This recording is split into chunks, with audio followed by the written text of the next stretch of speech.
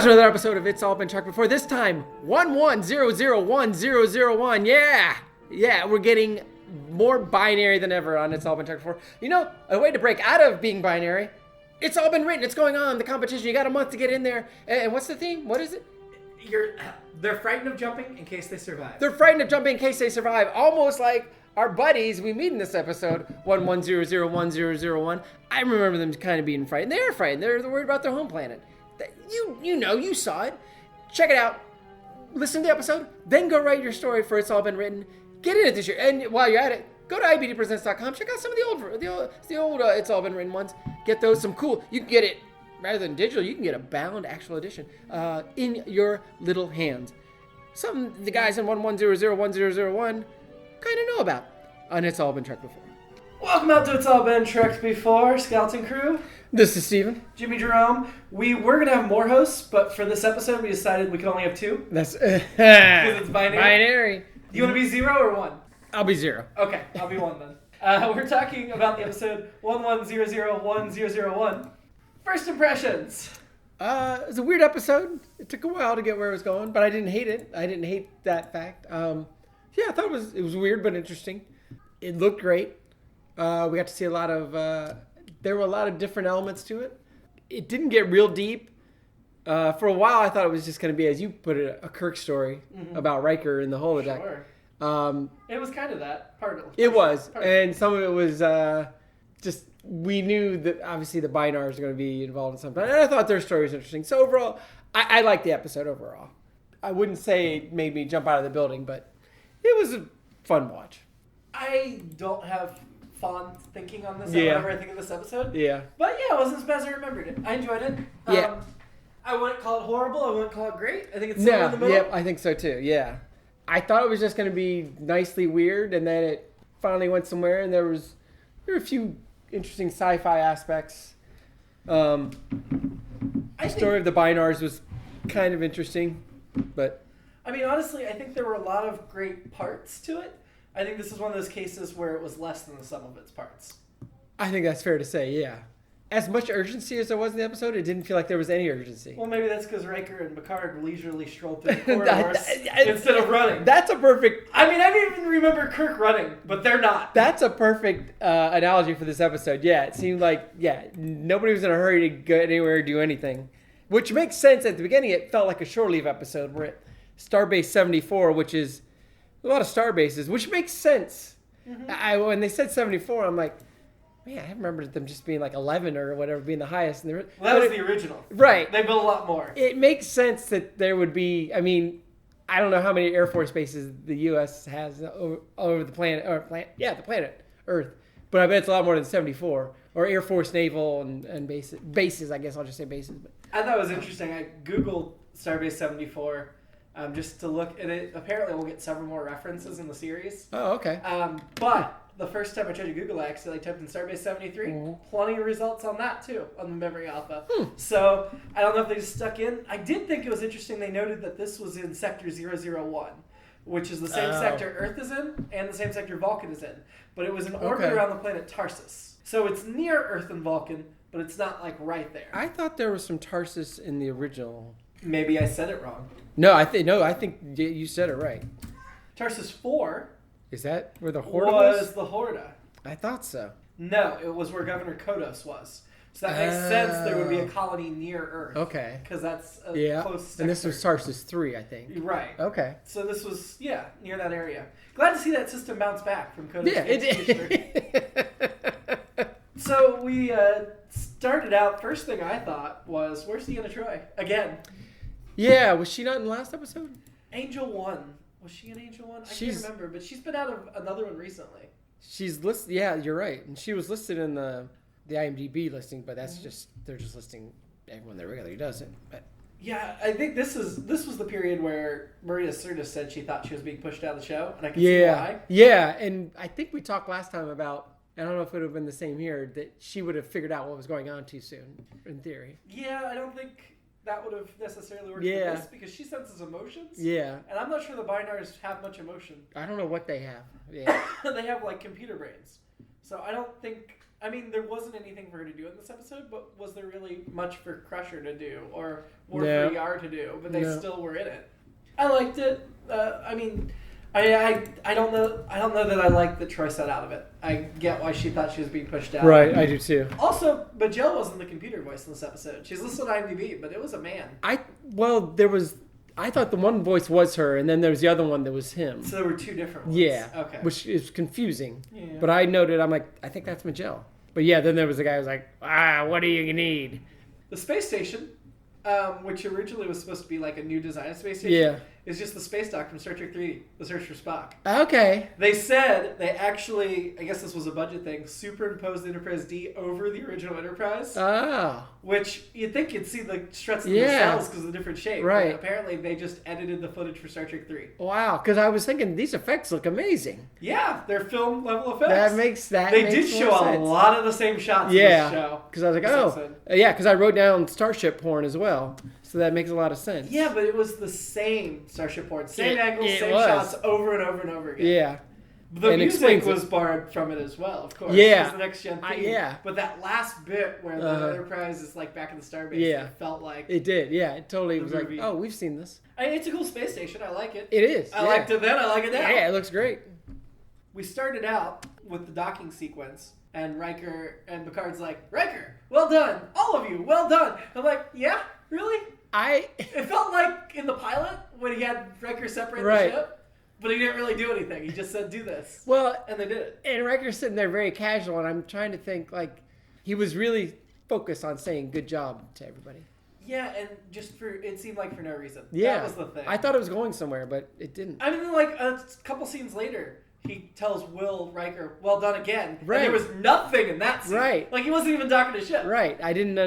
He walked on the bridge. Good job. I thought it was going somewhere, and it was just random. Well, I think part of it was showing Picard warming up to everybody. Like, he's softened already. Oh, I the suppose. Crew started to get more cohesive. Yeah. And I definitely thought this was a strong Picard-Riker buddy It story, was, yeah. Which I appreciated. That was probably the best part of the episode. Well, I mean, for a second, when Picard catches Riker making out with the holodeck minuet, which we'll get to in a minute. Okay, yeah. But when he walks in, my first thought, and I've seen this episode several times, my first thought is, oh, he's going to be, like, mad or annoyed or something. And instead he's like, this is a beautiful program. I would have got here myself. And that, I don't know, that's just a softening that I didn't expect. Yeah, and that just, I think we've talked about this already, but even the holodeck, there's no closed doors, no locked doors. Nah. Anybody can just come in to whatever you're doing in there. Which, I mean, normally Riker remembers to put a sock on the door because you know what he uses that holodeck for. Clearly. I mean, he could not have been more clear about that. Oh my god. It was so... This was about as sexual as Star Trek ever gets. The setting he put in there was essentially, including the music that was playing, was something out of Skinamax. Yeah. Circa that time, or now for that matter. I would imagine. I haven't had Skinamax in a while. I never had it, but I got the tone. Yeah. Like, sure. Yeah. It was the Bourbon Street Barn, apparently.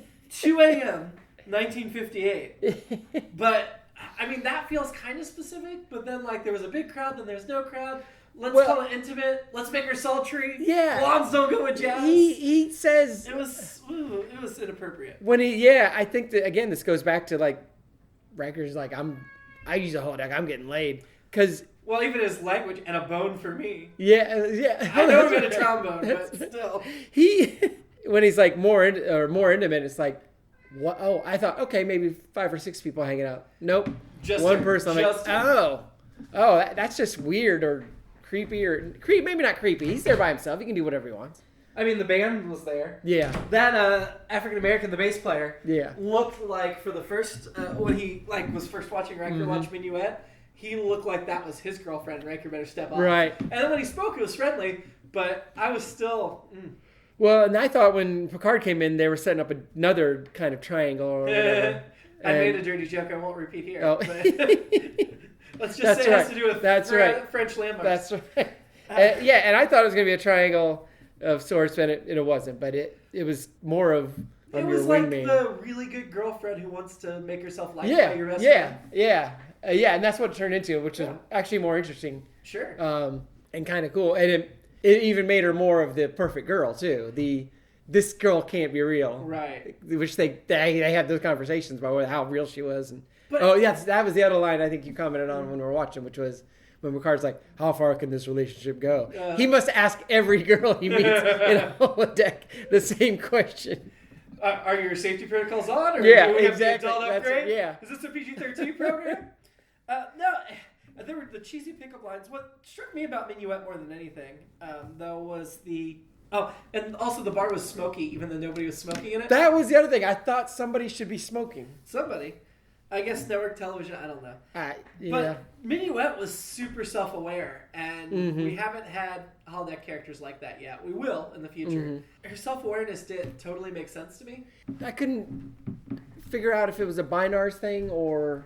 I mean, I know they were kind of involved, but... I mean, it was. She was definitely programmed by the Binars, but she seemed way more advanced than anything they would make. Right. So I've got some notes on that specifically. The Binars are supposed to be the super advanced people, right? Right. The binary another super advanced. Right. that they've created, that they're all run by the computer. Which, first of all, it's a whole planet-wide computer that can be downloaded into a starship. I don't care how advanced the starship is.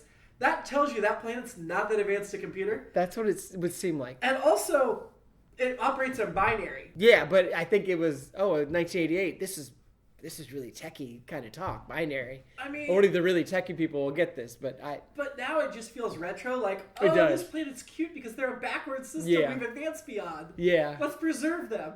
Again, it's one of those things of not being able to imagine something beyond that, but they weren't doing printouts at least. But so we meet the Binars with Commander Orfil Quinteros, which might be one of the best named officers. I can't find any explanation to why his name is that, but it is. He's played by Gene Dinarski. That's right. Who's best known for Close Encounters of the Third Kind, All the President's Men. I forgot he was in those. And he played Ben in Star Trek: The Original Series. What episode was that? Oh, he was one of the miners, right? Yeah, he was Ben in Mud's Women, so he was one of the miners. Yeah, that's right. I forgot. He also played Krodak in The Mark of Gideon. Okay. So he was in 2 episodes of the original series. And I think he was one of the Mandelbaums on Seinfeld. Ah. Yeah, which is what I... Yeah. This is closer to him doing Seinfeld than doing Mandelbaum Jr. 2 Yes. episodes. Yeah. Obviously, they were harkening back to an original series guest star, which I like now that I know that. Yeah. But my first thought was, is this Picard's, almost identical cousin? Yeah. And they look so... I mean, the hairstyle and everything. Yeah. It was Mirror Universe Picard with facial hair. And it seemed like at first he was in on something with the Binars, but it was just, he just runs the starbase. Yeah. I did like how he was very relaxed about the whole thing. He didn't freak out about anything. I mean, I wasn't a big fan of him. I really felt like if you're going to use a Picard stunt double, use it as a Picard stunt double. We didn't mention that Minuet was played by Carolyn McCormick, who was best known for Law and Order. Okay. From 91 through 2018. Oh, she just did 6 episodes. Dr. Okay. Elizabeth Olivet, but she's appeared over a long period of time. Okay. As the same character. Oh no, she did 87 episodes of the original Law and Order as this character. She's been in SVU 6 times as the character. So pretty big for the Law and Order franchise. She's got some other credit. She was in 22 episodes of Spencer for Hire back in the 80s. Oh wow! All right. I thought she was attractive. Yeah. I get why she was Riker's ideal. Yeah. Just close enough to Troi, but not as exotic. I thought the girl at the end, I can't find her on here either, who played not Minuet. Mm-hmm. I thought it was Brenda Strong, who we'll guess later as another character on Star Trek. And then the Binars, we had Katie Boyer, who's best known for Minority Report, The Island, The Lost World. Okay. Alexandra Johnson, was at Remington Steele, Moonlighting, just a few little credits. Iva Lane, who was a crew member on Star Trek The Motion Picture, but only has 2 other credits. And Kelly Ann McNally, who this is her only credit in it. Oh, wow. Jack Sheldon, who was the piano player, did a bunch of the vocals for Schoolhouse Rock. Oh, wow. So he has some credits. And he did a few episodes of Dragnet. Guest stars in the show. They were fine. Yeah, it's an interesting mix at this point with the Next Gen of actors from, just you going through the credits, they did a bunch of shows in the 60s, 70s, and then actors that, we know from something else now. Yeah. I mean, I was actually really impressed to see Gene Dinarski. Yeah, he was I totally forgot. I totally forgot. Yeah, I didn't know that. I went right to Seinfeld. So one thing I really liked about this episode early on is we got a lot of character moments for all the individual characters that were minor but taken all together. And I thought with some good development. And that's where I thought it was going to be like a shore leave episode, and we get to know them all better. I had no idea where the episode was going, obviously, and I was wrong. But yeah, I felt the same way. Like, episode. Yeah, I that should be my all up. I thought it was gonna go that way too, because I was like, oh, this is really cool. We're gonna get to know a little more about everyone, and then it's like, nope, it's. We did it, but at least we got this. So yeah, we did. Crusher was really excited to talk to an expert in the field, which gels totally with what we know of her to me. Yeah. The Geordi and Data doing the painting, where Riker said something that he never get away with saying today: a blind man teaching an android to paint. That's got to be a line or two in the history books. Extremely offensive. Yeah, I just wrote down racist Riker. It was. Yeah. I mean, it was really, really. But I liked. So we've already started to see the Geordi Data friendship develop, and I liked the experimenting with painting and stuff. That was cool. Yeah, I did like that, and then it leads to that whole idea of Data blaming himself for the Enterprise being stolen because he could always be on duty. Right. Which yes, but and I guess that goes more to him becoming more of a human because he's feeling regret or guilt. I guess guilt actually for not doing what he should have done, what he thinks he should have done, or whatever. But he needs to understand. Unlike the binars, that's not always a yes or no equation. That's right. That is correct. Which will tie into the end of the episode. We'll get to that. But, Data can still have a life. It doesn't always have to be... Right. Yeah. And thankfully, they don't, go down that road where he suddenly becomes super dedicated to duty. Right. Unlike Riker, who specifically tells Minuet, work is me.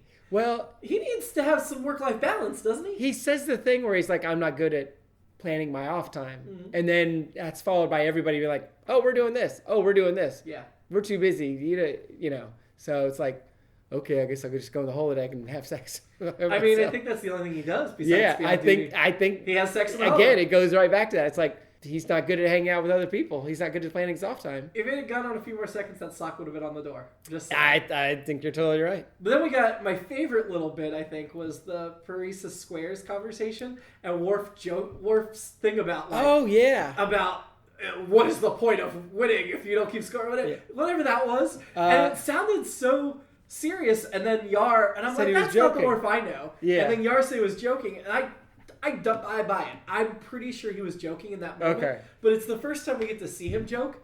And Worf has a great sense of humor. Yeah. I like to see that early development. I wrote no participation trophies for Worf. No, I mean, I remember part of his backstory is he accidentally killed a kid playing soccer. Oh. Because he was raised on Earth by human parents. Okay. He was adopted by a Russian pair. He accidentally, just not knowing his own strength or whatever, killed a kid on the soccer field. Did he kick a ball through his head? Something like that. I don't remember. I don't mean to be insensitive to the kid that died. But so that to me feels like obviously they didn't know that part of the canon yet, or this would be insensitive for him to joke about sports. But I do like the beginning of the sense of humor, and I mean, at Deep Space Nine they really lean into his dry humor, and I like it. I mean, Next Gen will do it too. But okay. Yeah. He was joking. It made me laugh. He was definitely joking. We'll cut to fashion. Fashion. Crusher, I like her haircut. It's a little... Always. Yeah.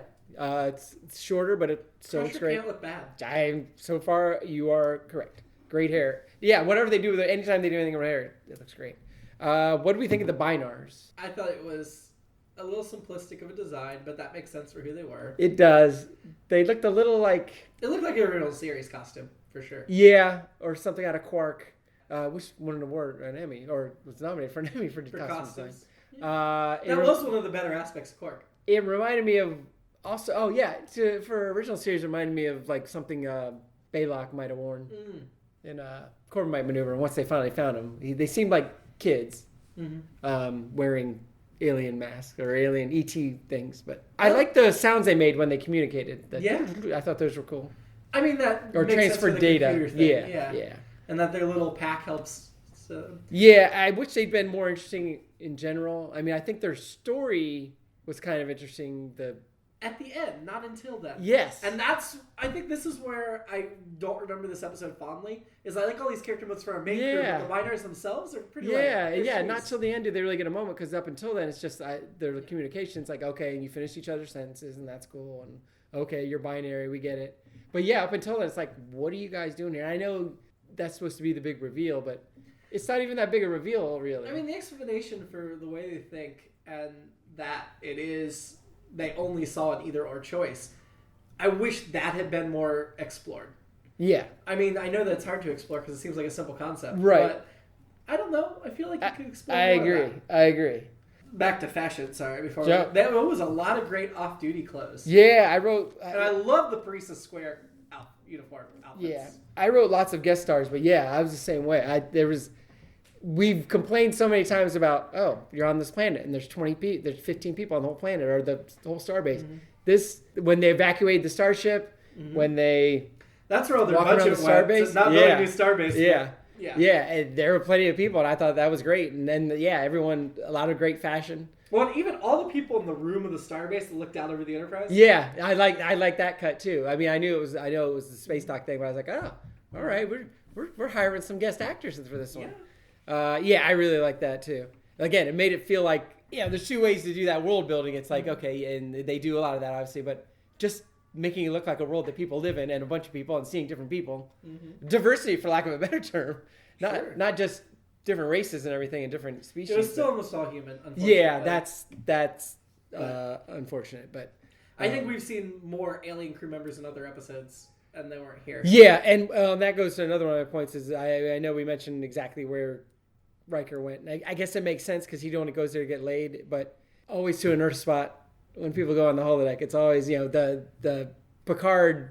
Well, he was going to a specific fictional world, I should say, and that one got very into his detective buddy in there, whether he was real or not. And they get a little bit of that here, which it's not. I don't think it's as interesting as his last talk with that guy, or the police sergeant or whatever in that episode. What was that episode? The Big Goodbye. The Big Goodbye, yeah. But when I think it's when they're talking to Minuet and they're talking about. They start talking about the whole artificial intelligence and what makes something real. They kind of get into that. And I thought that was an interesting... It's just a slight detour. It's the conversation. I thought it was the most interesting sci-fi concept conversation in the episode. Yeah. And again, they kind of done it in that episode in a different way in Big Goodbye, and I really liked it there. And I thought it was interesting here, too, because, I mean, I think whenever you go on the holodeck, it's that. And, it's that virtual reality, that thing we're talking about now, and what makes something a being. Even Black Mirror, the special Star Trek episode we did, that whole episode was about that. Oh yeah. In the real world, we're going to continue to have that conversation now. So I think it's really. I kind of think the exploring an enhancement to the holodeck and a self-aware character, which we'll get more in the future, and they will explore further. But I kind of think that was a separate story. Yeah. And maybe Minuet's time should have been given over to exploring the Binars. Yeah. I think you're right. I think you're right. Because even though Minuet was the better story. In my brain, the whole idea was that, the Binars are really upgrading the holodeck, but they were upgrading the whole ship, right? Yeah, and the upgrade didn't stick. It was just that program to lure Riker and keep him busy. Right. So... It just... I feel like it was two separate stories they merged together and not all that well. So if Riker... But then Riker couldn't have fixed it because you needed two people, which they overlooked somehow. Yeah, so if Riker doesn't stay, or decides he doesn't want to do the holodeck, then what was their plan? Well, they had been told that Riker and Picard were going to stay on the ship for the duration. Okay, that's right. There's that. And then once they were in the holodeck, that's when they did the evacuation. That makes sense. So it's when they... Right. Pretended the core was... I think they only left Picard, though, because he happened to wonder where Riker was. They were just going to save Riker. Yeah. But then, in retrospect, you need two people. So yeah, that makes sense. So their plan was flawed. It was coincidence that made it work. So the other character that gets developed in this episode, and I don't think well, and we won't rank him yet, but Wesley Crusher. So we get the moment early on where he's left in charge of the bridge. Right. Which should be a bigger deal than it's made out to be. I mean, Riker giving him the bridge should have been a big moment. But then all we see him there is, pretend Google doesn't exist because he has to ask the Binars. He can't just look them up, which doesn't make a lot of sense. And then when he calls Data and Geordi, which is reasonable about the engineering problem, before he calls the captain, I think that's reasonable because there's an unsure instant he's going to want to make sure it really is an emergency before he goes all the way up, and he feels a kinship to Data. But then they evacuate.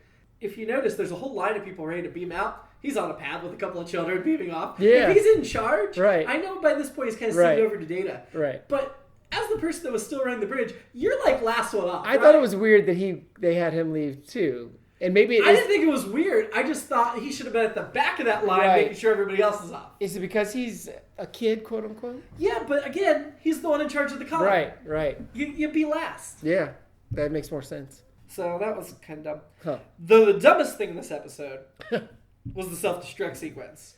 The auto-destruct. Yeah. Which is not by code. It's just by both of them putting their fingerprints in and saying, yes, do it. It can only be started in engineering. It can only be stopped at the bridge.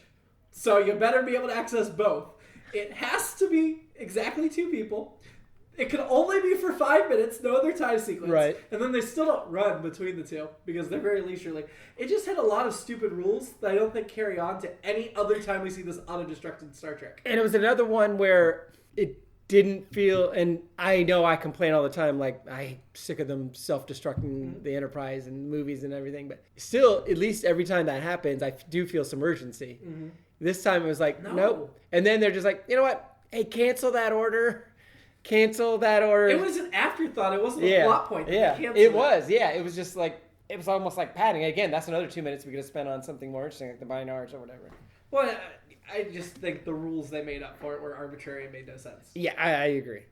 Speaking of, again, Riker generalizing, blondes and jazz don't go together. What do you think? Do you go with jazz? I immediately, my thought was he's right, because I would have Emma Stone, La La Land.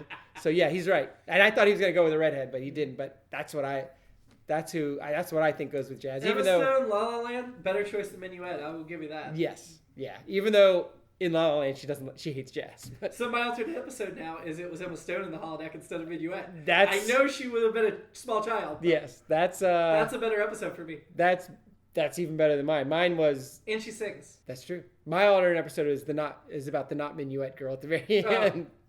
What about her? Oh, I just want to see what she's about. Because Riker's gonna be like, oh, you're not the.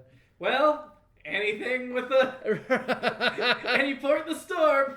Yeah, I mean, why couldn't he just get to know her? If this was the Orville, this is when he's like, oh, you're not her, and then still just quietly reaches out, puts the sock on the door. Yeah, and which is weird. I think, are we supposed to feel like, oh, he lost the love of his life? Because it wasn't the love of his life. Deanna Troi's the love of his life. She was programmed to manipulate him, not. Yeah, but I think we were supposed to feel like he made a connection. To me, it's no worse than the girls Kirk fell in love with in the original series. Well, yeah, and I guess Picard's the one who sums that up when he says, "Isn't that what love always feels like at first? Like she's saying everything you wanted to hear." I'm like, yeah, that's true. That's pretty good. I do think there's some Kirk commentary on here that may not be so flattering to original series fans. Yeah. Where Riker's presented as this person that is the work is his life. That's right. all him. Yeah. And Kirk was that way too. Right. Picard's the more mature person that goes, nah, dude, you gotta relax here and there. I get that you're like this. That personality belongs as a first officer, and once you settle down, then you become captain. You know what I mean? Like, I feel like there's that subtle dig on Kirk's style here. Interesting. Either that or it's just meant to illustrate the difference in personalities. And that's probably more likely. I don't think it was tend to be malicious, but it could be read as malicious. Kirk had work-sex balance. He didn't have work-life balance. Sure. Yeah. Like Riker, just work and sex, the only two things he cares. And I thought, while we're talking about Riker and sex, that was some intense open-mouth kissing for syndicated television in 1988. Even probably syndicated television now. Though I do want to question the way you... Is there such a thing as syndicated television? Yeah. Okay. Yeah. I think like everything's basically syndicated now. That's what I was going to say. Up for 6 episodes, they'll still be streaming. Exactly, yeah. I will question your thing about talking about Riker and sex, though, because every time we talk about Riker, aren't we talking about sex? You're probably right. Okay. You're probably right. He's been described as like walking sex on a stick, and I think that's a pretty accurate way to talk about Riker. Yeah. I liked early on when they said the first two binaries were 10 and 01. I'm like, it's half the title. And then later, we got the whole title. But that does make... I did wonder at first. I'm like, so everybody else on the planet, what are all their names? Right. But then I thought, well, maybe the species is so... not... I don't want to call it advanced because I don't think they're advanced. Right. I think they're whatever, right. backwards advanced. Well, and it is interesting that they talk about binary because it's, they didn't mention gender being binary, but I guess... We already know. Well, they said they're not male or female.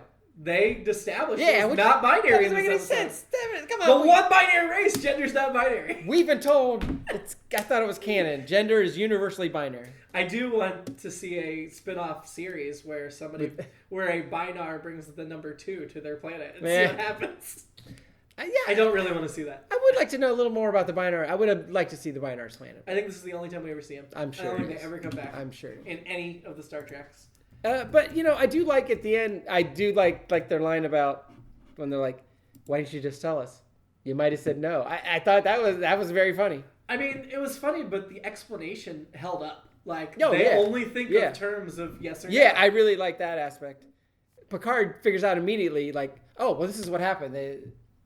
Because of the supernova and it waited too long, so this. And he's like, oh, you just explained the whole episode, or the whole reason for them doing everything. Okay, cool. Moving on. But he figured it out really fast. Like, he just needed a little bit of information. I was wrong about the Binars. Oh. They, I don't know if we see them or not, but they are talked about in an episode of Enterprise. Oh, okay. That they established that they remove part of the newborn's brains and replace them with a synaptic processor. Oh, wow. And that's kind of and they're likened to a benign form of the Borg collective. That's what I was going to say, yeah. The last note I had was I did enjoy Picard saying it's been a long time since I had the car. The con. Oh, is that what he said? I thought he said the car. No. Because I was like, since he was driving. No, the con is the position where you drive. Okay. Yeah, that was my last note about the episode, really, as well. Picard at the con was adorable. Yeah, I thought it was cool. Very satisfying. And it makes sense that he would still know how to drive it. Just hasn't been a while. Yeah, but it's just nice to actually see him show the skill instead of just assuming. Yeah. No, I mean, we definitely saw Spock do a lot, and Kirk at least a few times. Yeah. Shoving people out of the way, Sure. or shoving somebody who passed out or whatever out of the way. I don't think Picard would ever shove anybody out of the way. No, he only I did it think because so. it was just the two of I them. think so too. Although, he could have just let Riker drive and then stood behind him and said, "Good job." No, that's what I was gonna say. Well done.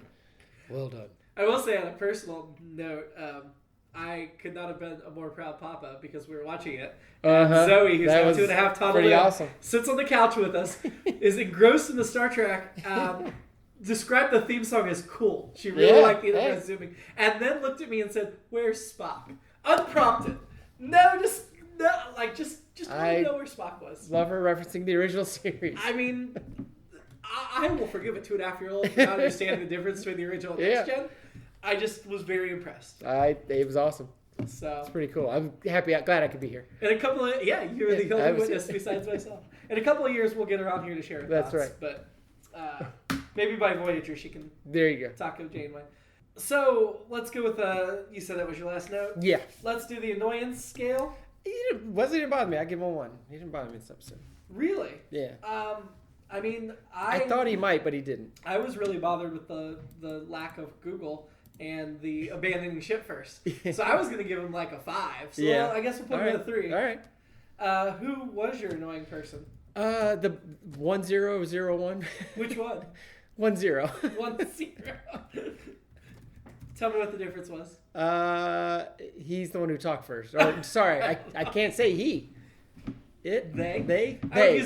Of course, it would be they. Based on current pronouns. Yeah, they talk. I'm gonna say Wesley. I was really bothered by you're finally given a chance to be in command, and you just abandon the bridge before anybody else. That to me, everybody else as I try to think through what they could have done differently. I don't know that anybody else could have done anything differently. The situation was what it was, but I mean it's still only a 5 out of 5 on a 10 still scale. Isn't bad. But second episode in a row, I'm gonna pick Wesley. Your man, woman of Star Trek. Who was it? Who's my? You were Beata. We all picked Beata last from Angel 1. I'm gonna go with not Minuet. Fair enough. And I have no good reason other than I thought she was beautiful. And the fact that she made me think she was Brenda Strong, which I love Brenda Strong. So I'm going to go with Quinteros. I wanted to see more of Picard's brother. I dug his look. I thought Patrick Stewart should have taken note and read his facial hair. Yeah. I just immediately thought, Mandelbaum. I really thought it was Picard the first glimpse. Yeah. I really did. That's just... where do we want to rank this episode? It feels like somewhere in the middle, but I think so. Since Angel 1 stuck in our head so well. okay. Yeah. Is that the one that's right in the middle? No, the one below that is Justice. Okay. That's where Wesley Falls into the thing. Yeah. I won't go too much lower. The one right below Justice, though, is Datalore. And that's the Data's brother. Oh yeah. Which I think I remember being disappointed while watching it, but now that we're already past it a few weeks, I'm it doesn't seem as bad. That seems like a great episode because we meet Lore. I could see tucking it in between those two. So that would be above Datalore and below Justice? Yeah. Yeah, I'm cool with that. What's that put it? Number 4? No. 8. Okay. 8 of 14. Okay. Next week, too short a season. The Enterprise transports an elderly Starfleet admiral, not McCoy, to negotiate a hostage crisis. When the admiral takes a de-aging drug, he endangers both his life and the mission. Oh boy. So it sounds like the Deadly Years in reverse. Yeah. Or kind of like the Counterclock incident from the Counterclock incident, yep. Admiral Mark Jameson is the admiral that we'll meet, played by Clayton Rohner. Okay. Who you may know from the series Ozark. He's in that currently. Did you say he's an admiral? Admiral Jameson? Admiral Mark Jameson. Hey. Spelled differently than our Admiral Jamie Jameson. Okay, all right. And I did not remember this admiral when I named. I wouldn't think so. When I named Jameson, I was thinking of Admiral. Wait, there was an admiral that I was thinking of, but it wasn't this one. I didn't think so. So, but I'm pretty sure it was Next Generation. In my mind, I was like, oh, I know an admiral. Oh, that's Admiral Jameson. I know. Admiral Jamie Jameson. That's right. The ASS, Listen to Universe Journey on the It's All Been Done Radio That's podcast. Right. Played by the wonderful Keith Jackson, who we missed tonight. One of our co-hosts, yeah. So, yeah. That's the real Admiral Jameson. His starship was also in repairs by the Binars, so... Hashtag not my Jameson. That's right. That's right. Keith my Jameson. Any other, I guess, until next week. I think that's it, yeah. Live long. And prosper. 0-1. 1-0. It's All Been Done presents. Who's got the time?